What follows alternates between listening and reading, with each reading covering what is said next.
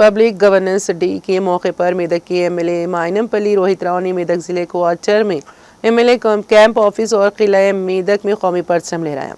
इस मौके पर खिताब करते हुए एमएलए ने कहा कि कांग्रेस हुकूमत अवाम की हुकूमत है और ऐसी हुकूमत जो हमेशा अवाम के बारे में ही सोचती है।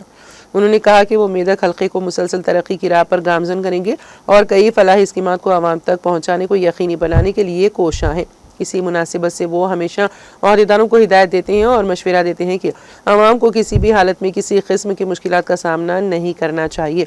इस प्रोग्राम में लाइब्रेरी सोसाइटी के चेयरमैन सुहासिनी रेड्डी, डीसीसी सदर अंजनेलू, साबिक म्यूनसिपल चेयरमैन चंद्रपॉल, साबिक market committee chairman Madhusudan Rao, कायदीन उमर मोयुद्दीन, समीउल्लाह लालू, महसन बिन अब्दुल्ला और दीगर ने शिरकत की।